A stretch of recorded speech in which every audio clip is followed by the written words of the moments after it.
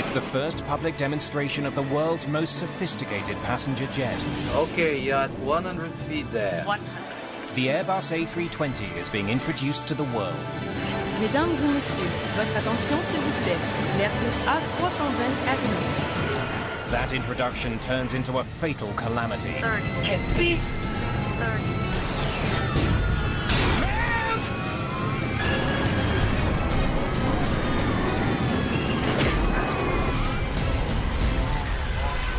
It could not possibly have come at a worse time for Airbus. The crash was a major embarrassment. There's enormous pressure on investigators. If Airbus is to survive, they must find the answer to one crucial question. Was it the pilot or was it the plane?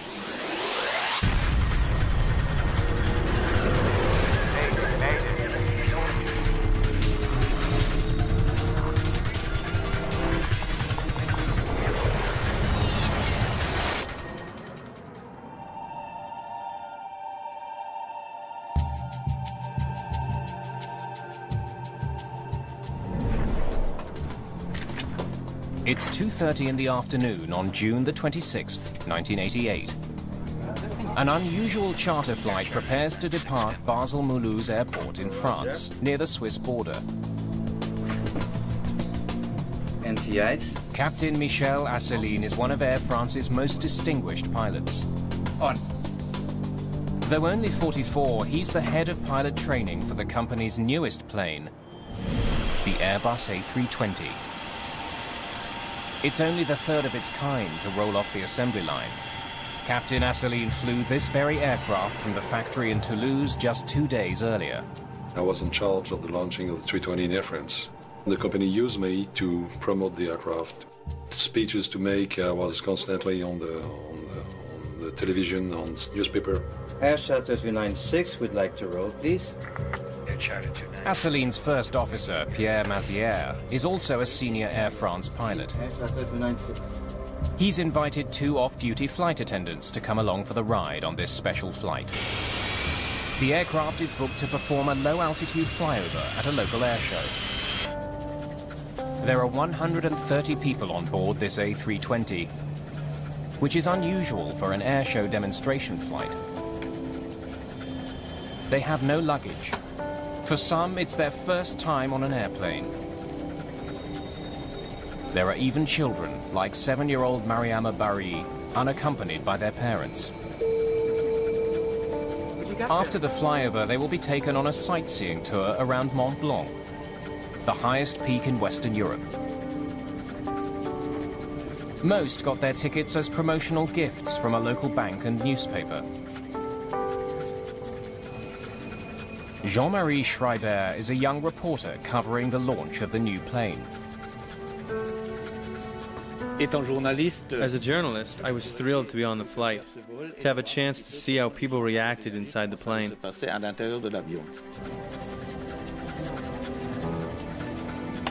Another journalist aboard, Jean-Claude Boche, has been busy recording the event.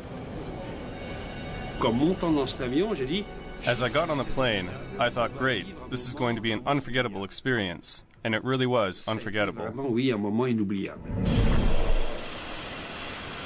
The A320 is the first civil aircraft to use fly-by-wire, a cutting-edge technology that computerizes flight controls.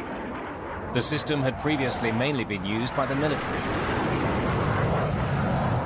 On the fly-by-wire system, the pilot essentially flies the computer, and the computer flies the aircraft.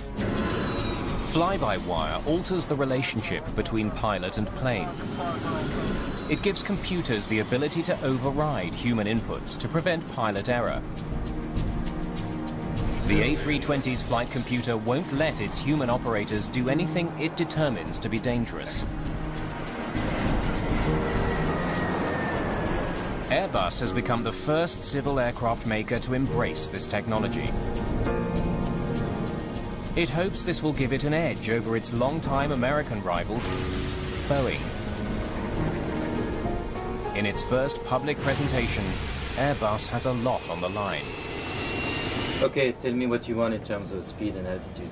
Okay then, takeoff light turn, We go nice and easy to find out things. We tried to demonstrate the capability of this aircraft. To say we wanted to show off, not exactly. We wanted to make a good job, and we were sure to make a good job. Once we identify the airfield, we extend flaps to 3. We'll do the flyover at 100, landing gear out, and you just leave it up to me. I'll give it Alpha Max. Done it 20 times. Okay. Captain Asseline is planning a breathtaking maneuver. A low-altitude, nose-high flyby at Alpha Max. This is the slowest a plane can fly without stalling. Ladies and gentlemen, hello and welcome aboard this Airbus A320, which was put into service just 2 days ago. We will soon be taking off for a short sightseeing flight, which will start from the Absheim Flying Club, and then we'll be flying around Mont Blanc. I wish you a very pleasant flight. That's done. ACF 296Q, clear for takeoff. Runway 16. We're rolling. Take off. Go. Parameters normal. 100. 100. It's already requesting climb. You see that? Yes, that happens. I know the bug. V1. Rotate.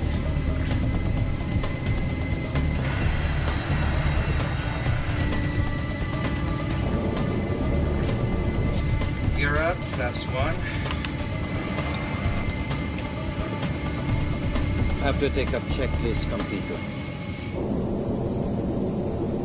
It's only a 5-minute flight to Habsheim Airfield, where the airshow is being held.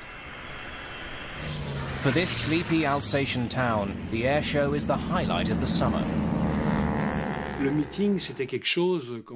airshow drew more than 5,000 people. There was significant interest from the public. The airfield is so small, its coordinates aren't stored in the plane's navigation database, so the pilots must find it by sight. You're at 8 nautical miles. You'll soon see it. There's the highway. We leave the highway to the left, don't we? No, to the right of the highway. It's slightly to the right of the highway.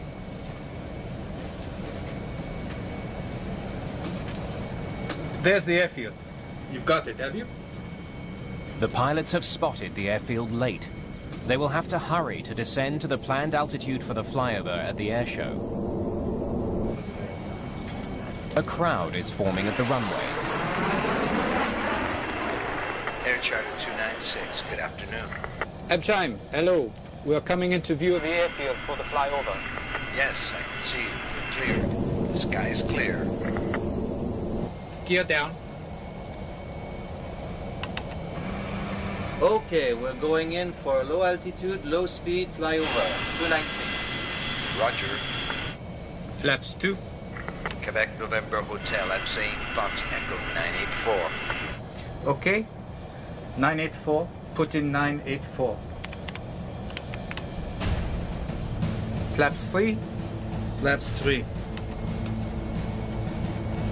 That's the airfield. You confirm? Affirmative. Flight 296 makes a gentle turn to line up with the runway. The pilots must now lose more altitude and speed to get into position for the flyover. 200. 200. Mesdames et messieurs, votre attention s'il vous plaît. L'Airbus A320 arrive. Okay, you're at 100 feet there. 100. Watch it. Watch it. The aircraft is now at the planned altitude. For Asseline, this will be the most delicate part of the maneuver. He must keep the plane in a stable position with the nose up, but not too high. I looked at the ground and said, look, he's not high enough, because you could see the grass right out your window. Okay, I'm okay there. Disconnect auto throttle. He disables one of the plane's safety features so that the computer won't speed up the slow-moving plane. Only now, Captain Assouline sees a danger that threatens the lives of everyone on board. The A320's low-speed flyover at the Habsheim airfield is suddenly not going according to plan. There's a forest in the path of Captain Assouline's plane. 30. Take off, go around power. He selects the highest thrust setting and pulls back on the controls, expecting the aircraft to pull up. But the plane keeps dropping. Can't be.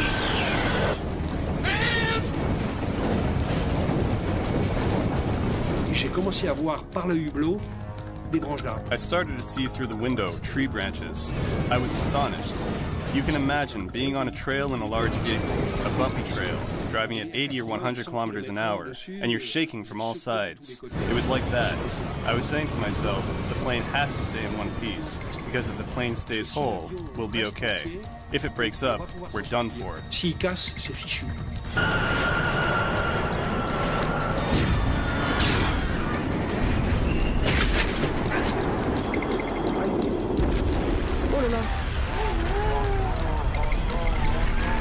Still full of fuel, the right wing of the jet is sheared off. The fuel ignites immediately on impact.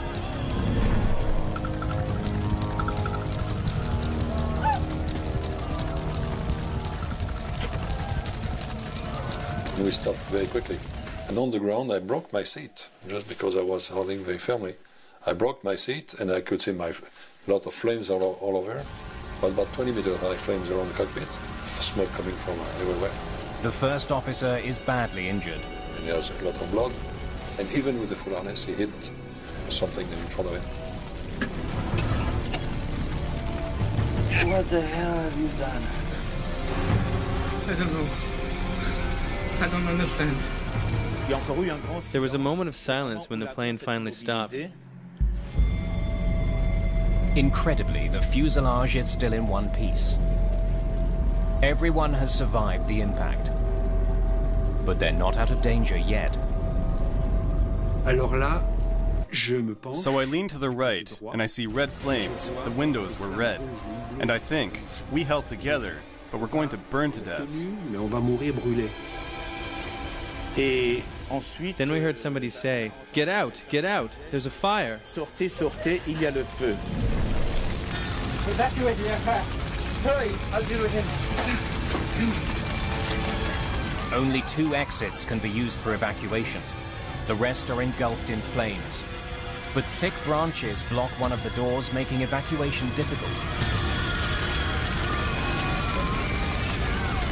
In the chaos of the cabin, some passengers struggle with their seatbelts. Marie-Françoise Froche is one of the last passengers to leave her seat. She comes across Mariama Barry, who's trapped in her seat. Mariama Barry, she was 7, 8. After the accident, people pushing toward the exit pushed on the backs of the seats, the backs that folded over her, and then she was trapped by her seatbelt. No one saw her. She was forgotten. But it's too late. Both are overcome by smoke before they can get off the plane. In the cockpit, Captain Assouline struggles to get his injured first officer out of the burning aircraft. I took him from his seat and belt him, carried, I don't know how, and I put it in a slide.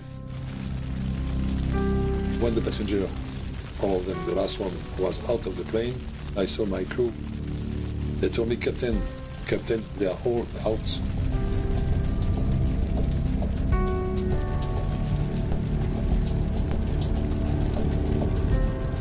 I couldn't believe it. But the crew is wrong. Not all the passengers have made it out.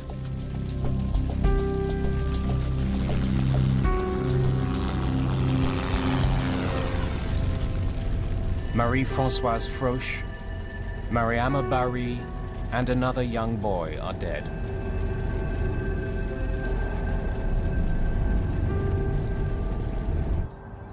In addition to the tragic loss of life, the accident is a PR disaster for Airbus. The crash could not possibly have come at a worse time for Airbus. They were trying out this new concept, which they had touted very widely as a new level of safety for civil flight. And here's a pilot going and crashing one. For those who actually saw the accident, and it was broadcast on the news media throughout the world the same evening that it happened, there was amazement. The crash was a major embarrassment.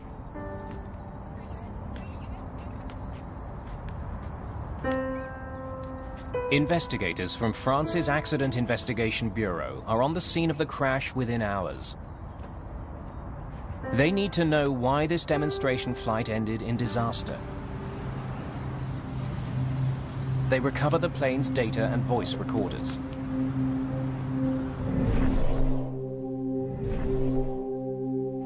Claude Béchet will head the investigation. Was it the pilot or was it the plane? We need to know. Like the pilots of Flight 296, he also works for Air France as an airline captain. Let's get to work. Which is unusual for a state investigator.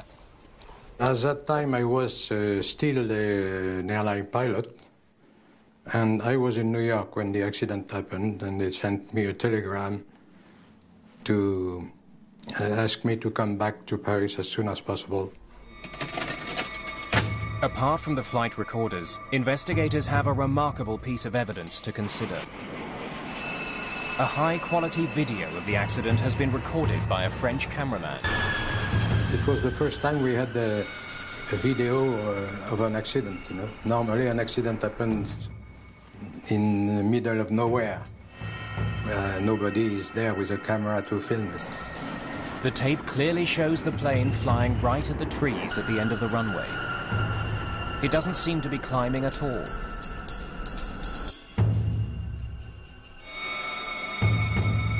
The cockpit voice recorder offers a confounding clue.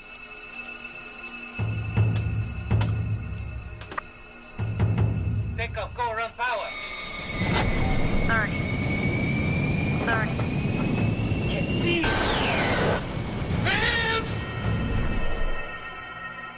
It's clear the crew had no idea there was an obstacle at the end of the runway. Investigators are puzzled.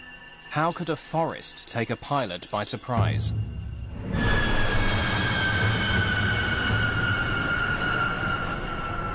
Béchet brings Captain Asselineau in for questioning about the flyover at Habsheim. They need to know what his plan was. My intention was to carry out a flyover at slow speed. As a qualified A320 pilot, Claude Béchet is familiar with the plane's capabilities. Over the airstrip and we go to Alpha Max. Very good. He sees nothing wrong with Captain Asselineau's plan. It was not bad. Making a slow pass was well planned. And he seemed to me to be very open and very ready to help to work with the investigation commission. Investigators turn their attention to how Air France prepared the flight crew for the airshow. They discover a memo setting out the rules for all airshow flights. What draws the attention of investigators is the minimum altitude Air France had selected for airshow flyovers: 100 feet. It was in violation of national regulations. He should have been at 500 feet, as a matter of fact. But there had at that time a tendency for pilots who were making air shows like that to go a little bit lower and sometimes much lower. Chief Investigator Claude Béchet now wonders if there were any other mistakes in the planning of the flight.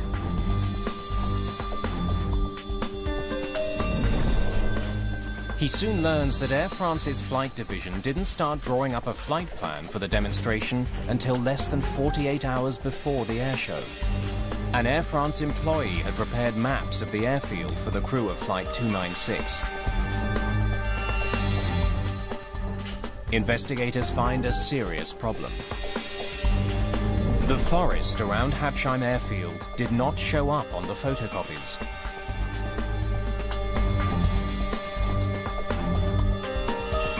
the employee who had put together the flight package didn't have an opportunity to discuss it with the crew. You were using a navigation chart? While questioning Asselineau, Béchet discovers that the pilots were also given little time to prepare. Here's the flight package. Thanks. That's highly unusual for an air show. My co-pilot told me, okay, we make a flight around Mont Blanc, and then we have to make 2 low pass over a small airport, Absheim. Told me there is nothing special. So for me, it was a normal flight, a normal day. That preparation had not been complete, and there had been no briefing of the crew by the staff. Investigators then make an intriguing discovery at the crash site. They measure the height of the trees hit by Flight 296. They discover the average height of the forest to be only 40 feet. This poses an urgent question. How could an Airbus that was supposed to be flying at 100 feet hit trees less than half that height?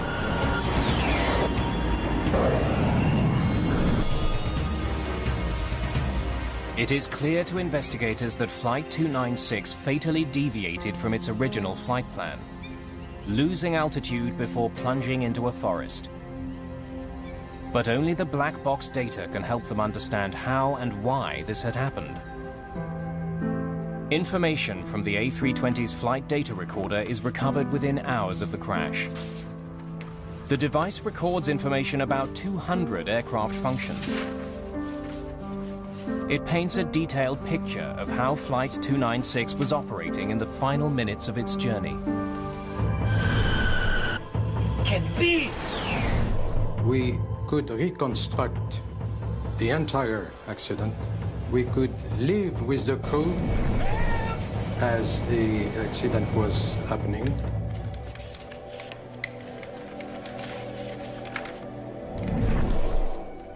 Investigators make 2 striking observations from the data.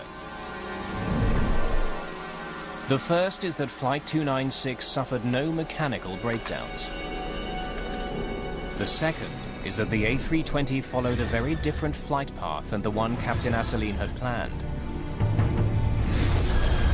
Instead of maintaining a stable airspeed and altitude, Flight 296 had slowed down and lost altitude as it performed the flyover. As the A320 crossed the Absheim airfield, its speed dropped to only 112 knots. That's about as slow as an A320 can fly.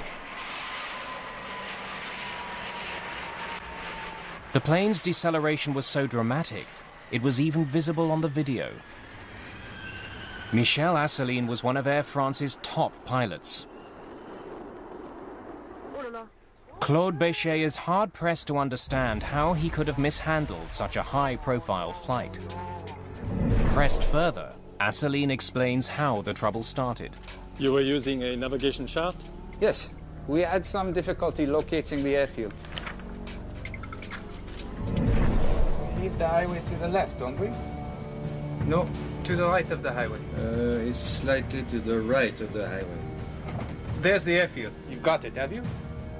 They spotted the airfield too late. So when they did, they reduced the power and they descended. So they rushed their descent in order to get into position for the flyover. And they were still slowing down when they reached the airfield. That's the airfield. You confirm? Affirmative. But then another problem emerged. The spectators were lined up on a different runway from the one the crew was heading for. The crew of Air France Flight 296 is ill-prepared for their demonstration flight. In planning for the air show, Air France only provided the crew with information for runway 2, Absheim's only paved airstrip. But Captain Asselineau sees the crowds aligned on a much shorter, adjacent grass field. I was expecting a normal runway. At the latest moment, I saw that it was a grass runway. Captain Asselineau lined up with the grass strip. I had no idea that at the end of the runway was a forest. For me, it was bushes only or something. Okay, you're at 100 feet there. Watch it. Watch it. Because they had to rush their descent, by the time Flight 296 got to the airfield, it was flying too fast. To lose speed, Captain Asseline kept the thrust on its lowest power setting, well below the setting pilots normally use for Alpha Max flight. But another serious problem was developing. The aircraft had dropped below 100 feet and was continuing to fall. And the crew didn't seem to notice. I'm okay there. Disconnect auto throttle. In a matter of seconds, the altitude had fallen to only 30 feet. What was extremely clear is that airplane was flying at approximately 30 feet above the ground. Regardless of any other data, this data was extremely important. Take off, go run power. No airplane of that size or of any other size should make a flight path that low. The data is clear. You were at 30 feet, not 100. I believed I was at 100 feet. Claude Béchet is still uncertain how the A320 ended up so dangerously close to the ground. Captain Asseline insists his instruments failed him. Flaps 2. Quebec November Hotel, I'm saying Fox Echo 984. Okay. 984. Captain Asseline was relying on his barometric altimeter. It uses air pressure to measure the plane's distance from the ground. It had to be set to local atmospheric pressure to be accurate. Quebec November Hotel, I'm saying Fox Echo 984. Okay. 984. Put in 9. The cockpit recorder proves that the tower provided the pressure reading and the crew set their instrument. But Asseline insists the altimeter was giving him a false reading. I tell you, the altimeter said the plane was at 100 feet. Michel Asseline stated that the barometric altimeter was, in fact, to be precise, 67 feet out. And that is something that he claims led him to be flying at 30 feet instead of at 100 feet. Investigators are skeptical. Asseline had more than one instrument to give him altitude information. The A320 has a second altimeter that uses radio waves to calculate the plane's distance from the ground. That altimeter displays the altitude on a digital display. But Captain Asseline claims it was difficult to read. We could not use the radio altimeter because this radio altimeter is digital and nobody can fly by reading numbers. I tried that later on a simulator. I never succeed to do it. But the radio altimeter has another way of alerting I'm pilots. okay there. 50. A digital voice call-out. Disconnect auto throttle. But Asseline claims he and his first officer, Pierre Mazière, could not hear it. Some people say, but you could have heard the radio altimeter saying 30, 30, 50, 40, 30. No, because at that time this aircraft was very, very noisy. And we have the headset. And we have demonstrated at that time that the radio altimeter warnings or the radio altimeter call-outs, they were not going through the headset. 50. Despite Asseline's defense, investigators are certain that the crew of Flight 296 mishandled a risky maneuver. Béchet has more questions for Captain Asseline. What did you do when you saw the trees? I did what any pilot would do. I tried to climb over them. Investigators learn that in the final moments before the crash, 30. Take off, go run power. Captain Asseline applied full throttle. When I was waiting for the engine to spool up, that I realized in front of me there were trees. And I was waiting. But he claims the engines did not respond. And when they finally kicked in, it was too late. I tell you, the engines did not come on when I gave it full throttle. Captain Asseline's testimony raises a troubling prospect. If there was a prolonged delay in engine response, it could indicate a critical problem with the A320's turbojets.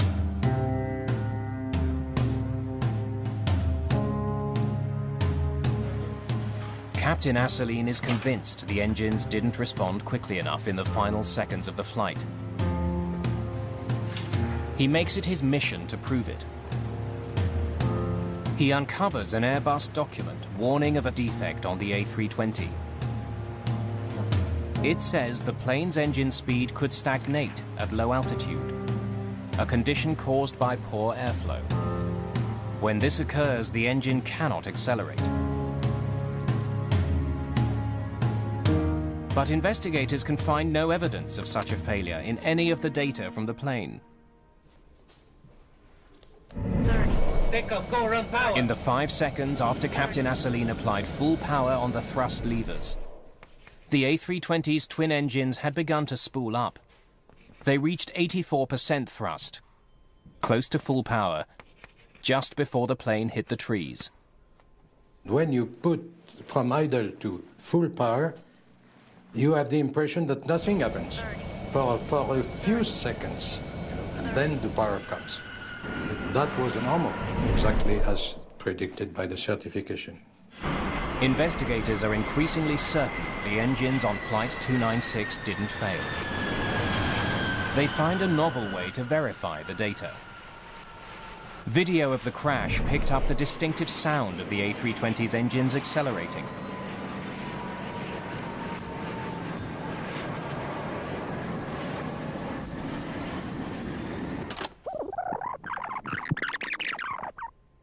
By studying that sound, engineers can determine how much power the engines were generating in the final seconds before the crash.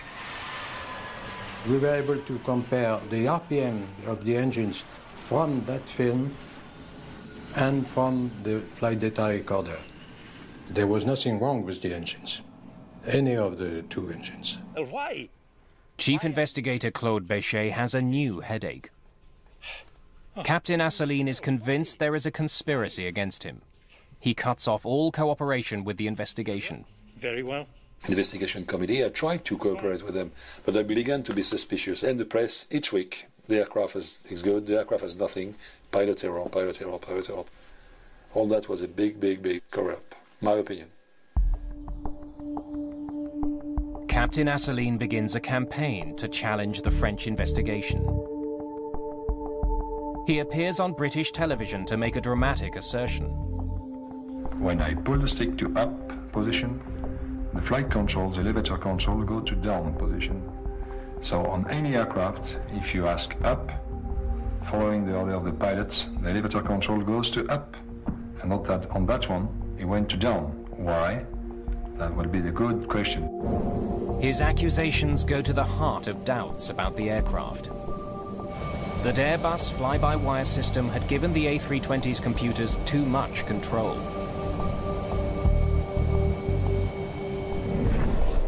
Asseline's claim that the plane didn't follow his instructions is supported by data from the plane's flight recorder. The black box recorded every movement of the pilot's side stick controller. It does show that seconds before the crash, Captain Asseline pulled it back to get the plane's nose up. Investigators compare it with what the plane did in response. They make a perplexing discovery. He's telling the truth. The elevator moved down. In the final seconds before the accident, the pilots had desperately tried to pull up. The side stick controls the plane's elevator. Pulling back on it should raise the elevator and pitch the plane upwards. 30. But that's not what happened on this flight. One of the strange things about the crash flight, which became apparent when the digital flight recorder was analysed, was that during the last few seconds prior to contact with the trees, the pilot was dragging back on the stick as hard as he could, but the flight surfaces were moving into a position to put the nose down. Captain Asseline believes the plane's descent triggered an automatic response by the flight computers. Asseline inadvertently brought his plane to within 30 feet of the ground with his landing gear down and his flaps extended. Investigators now wonder if the plane's computer determined that Asseline was landing and initiated the necessary steps to accomplish that. As the plane leveled up with the airfield, it overflew a little copse of trees, which took the radar altitude momentarily below 30 feet. That would have been sufficient to trigger the flight control system to enter landing mode.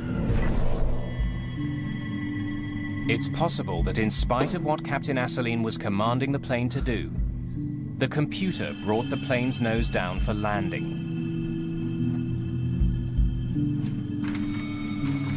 Investigators must try to determine whether the A320 overrode its pilot at a critical moment.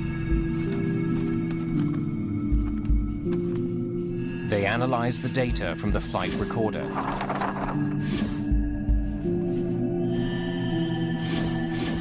Stop it there. But to their disappointment... So was the plane in landing mode or not? The flight data recorder can't confirm if the plane went into landing mode. The A320 systems are so advanced that the recorder can't track all of the plane's functions. Investigator Claude Béchet comes up with another way to find out. He replicates Asseline's approach to the Habsheim airfield to see how the A320 responds. Okay, let's start the descent. Power to flight idle. Now put it into Alpha Max. That's it. Gently. I replayed the accident, but on the longest runway in Toulouse. Altitude, 40 feet, 35 feet. We replayed the accident exactly what it was.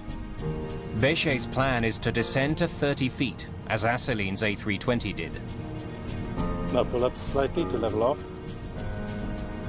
Hold it there.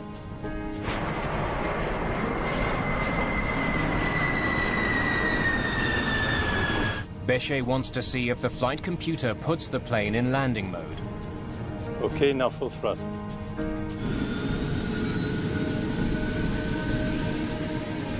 Did you feel that? Alpha protection. The test flight has triggered a nose-down response from the plane's computers, like the crash of Flight 296.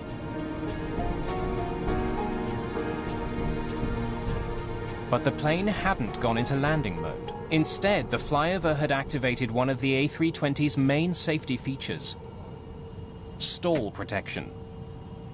Due to a lack of airflow over the wings, flying slowly in a nose-high position can cause a plane to lose lift.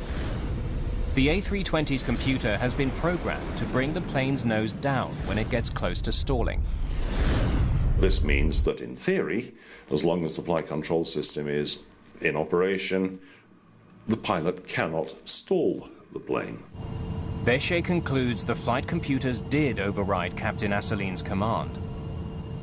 But he believes that by doing so, it had prevented the plane from stalling and crashing just short of the tree line. That airplane didn't stall and, let's say, landed on the trees. The investigation into the crash at Habsheim is coming to an end. Claude Béchet prepares to deliver his verdict. The conclusion of my report was that the airplane was too low, too slow, and with not enough power.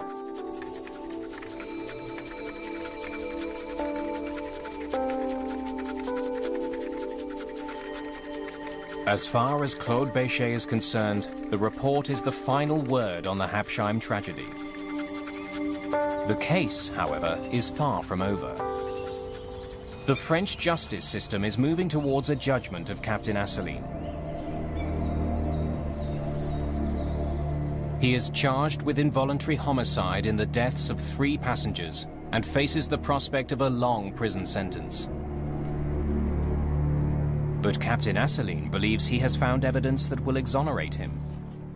He is convinced there was a conspiracy to tamper with the plane's black boxes, to conceal problems with the A320's fly-by-wire technology. There has been a cover-up with some phony recorders. That's the first point. The second point, they have been changing the content of the recordings. It all begins, according to Asselineau, at the crash site. An employee of France's Civil Aviation Authority is photographed carrying the A320's flight recorders from the scene. Those same black boxes are presented as evidence at Asselineau's trial. But inexplicably, they look different. I had a chance to see the black boxes held by the court. But when I see the state they're in, they're old boxes, full of scratches, dusty, with chipped paint. I think, wait, these can't be the boxes from the crash. The plane was new. They're not the right ones. Captain Asselineau hires a Swiss criminology institute to compare the two photographs. Its conclusion: they're not the same flight recorders. Captain Michel Asselineau claims the black box data from his flight has been tampered with. But investigator Claude Béchet rejects the accusations as outrageous. They were trying to prove that the tapes had been tampered with, which we could not understand, because every recorder expert knew that it was physically impossible. But there is one expert who believes the black boxes are suspicious. Ray Davis is a former head of flight recorder analysis at Britain's Air Accidents Investigation Branch. He has been hired by British television to review the French investigators' work. It was a little bit of an eye-opener in a way, in that prior to reading the report, I had a totally different impression of the possible causes of this accident, whereas when I read the report, there were so many anomalies and questions raised by the report that my whole attitude towards the accident changed completely. Davis discovers evidence that could vindicate Asselineau. It raises questions about when the crew applied power to try to overfly the trees. 30. Take off, go run power. 30. While studying the black box data, Davis comes across a curious inconsistency. French investigators had synchronized the black boxes with a transcript of air traffic control communications. Davis examines the last conversation the pilots had with the tower before the crash. 984. Okay, 984. Put in 984. It was recorded by both air traffic control and the plane's own black box. Quebec November Hotel at same box Echo 984.